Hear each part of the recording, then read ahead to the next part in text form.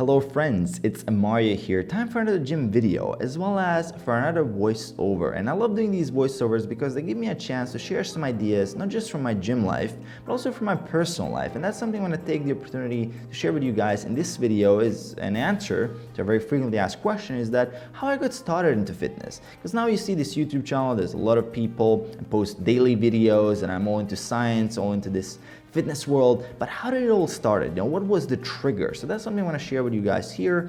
And you're gonna see me do an upper body day, so it's a lower volume workout that I did a while back, and it's gonna include some incline pressing, some pulling, some shoulder work, some arms work. It's a pretty cool workout. I'm gonna list all the exercises, reps, and sets in the description below if you want to try it out. So how did I get started into fitness? So what got me into fitness? So looking back at 2009, 2010, I graduated and I got my master's in computing and computer science. So very nerdy, logical, math, programming, statistics type of college. And it was time to get serious. That's something I was thinking, well, it's time to let go of that college YOLO mindset and start doing something important and serious with my life. And funny enough, 2010, there was actually no jobs. I was quite entitled at the point because I was like, okay, I have this master's degree, I'm an engineer now, and it's time to do some work, but there was no work, there were no jobs. And I moved from my college town back to my hometown with my parents, right? I had no money, I was unemployed for a whole year. And this was a big hit to my mental model of how the world works. And I'm saying this because it's a very, very important point what got me into fitness in the first place. You're gonna see how it worked out. So my mental model of the world was, okay, trust the system. My parents were saying, okay, go to college. Everybody was saying go to college. The government was saying college is awesome. You need to get these degrees and it's like a wanted degree and it's like all gonna work out. In general, that was kind of how I was raised, not just by my parents, but all my friends were doing it. Everybody was doing it, right?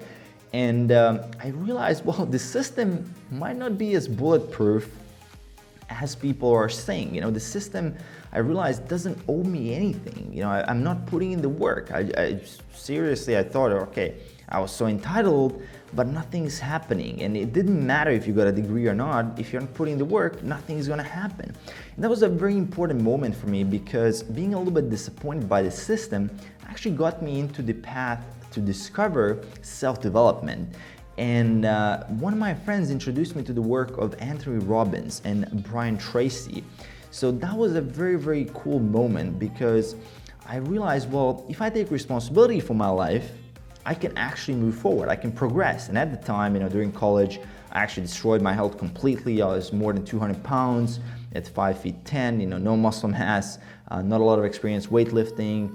And it was kind of a sad moment. During college, I was just eating high processed food and I was just drinking sodas, playing World of Warcraft, partying, drinking alcohol all the time, and not really caring for myself at all, at least not in terms of health. I was actually studying and I was putting in the work when it comes to getting good grades, but I wasn't really working on my health at all, right? So that was kind of the area of my life that I was completely neglecting.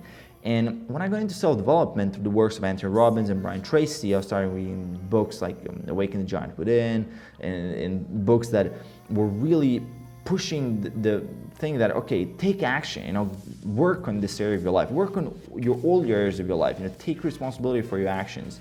And that's really what led me to think, well, what are the areas of my life that I need to improve? And I was looking at, well, everything needs to improve. I don't have anything right now. I'm broke, I don't have my health, I don't have anything. And health was kind of an obvious choice because the gyms were quite cheap. I had access to decent food back at home with my parents. And what happened is that one of my friends that was playing World of Warcraft introduced me to a Croatian bodybuilding forum where I got some good insights from the bro science community, as well as I got a simple workout plan for him. And that got me started. I signed up for the gym. And eventually, I started reading that forum. I really got into that. I read probably the whole forum because I was always asking why and how.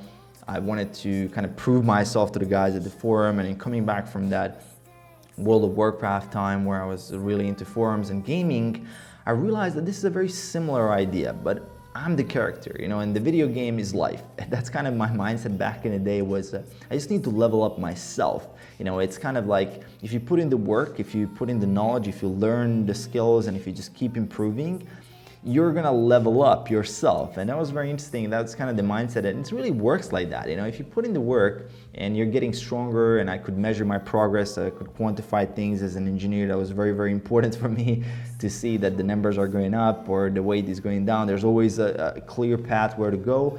And even that simple workout and the kind of the bro diet that I got from the Croatian Bodybuilding Forum was effective. You know, I was eating a boatload of protein actually. You know, thinking back, I was eating like 250 grams of protein a day, which is way more than I needed. And I was eating pretty much 100% quote unquote clean, because the bro science community back then was, okay, chicken, broccoli, and rice. You know, like you can mix up the veggies a little bit, maybe add some potato, but that's it. You know, like stick to your chicken and carry Tupperware around and get like 6-7 meals a day. You know, that's something I was doing. And I actually got really good results, because I moved from that high processed food diet to basically eating only whole foods and a very simple and nutrient dense diet. And I got really good results. You know, I was getting stronger in the gym, my weight was going down, all that protein was helping me build muscle, and I was passionate about it. I started becoming passionate about it. I realized, well, I'm leveling myself up, I'm improving, and this works. You know, it really works. And it's kind of interesting that I was always addicted to progress. I was always addicted to improvement. I mean, I remember as a kid, you know, I was playing soccer for hours and hours a day. I wasn't ever really overweight as a little kid, because I was so active, and I was eating a lot of junk, but I was still active.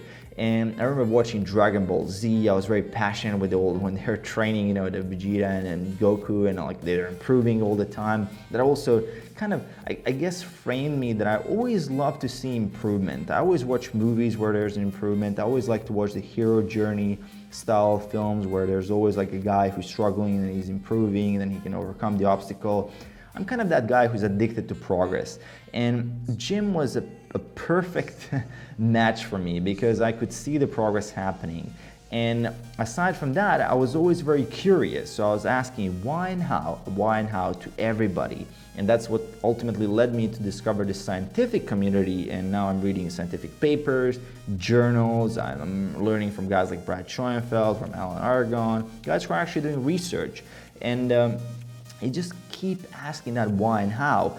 And now when I see guys will always ask, well, what's the perfect plan and what's the best workout?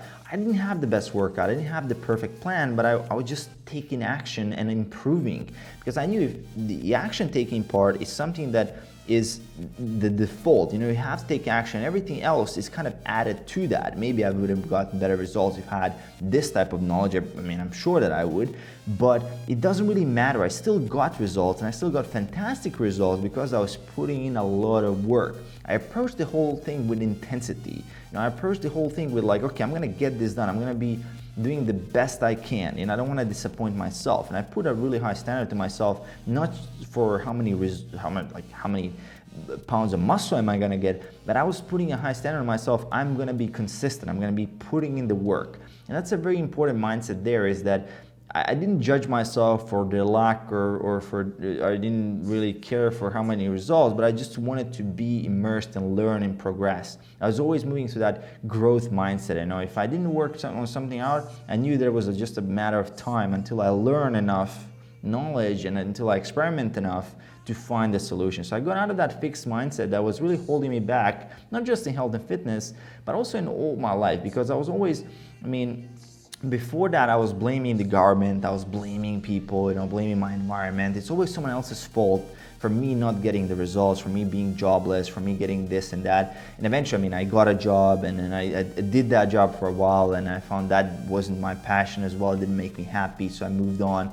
And I did more online work, and I actually started with something super dumb. I started writing articles for like $3 on the internet, and that's kind of led me to work on social media, and that eventually led me to become a little bit of a marketing consultant. Then I started doing some fitness online. I started my Shocking Fit blog that got me a couple of clients. And long story short, now I'm coaching people for the last 2 years, and I'm really putting in a massive amount of work into myself, into learning how I can become a better coach, how I can serve people better. And it's all coming back. It's all coming back.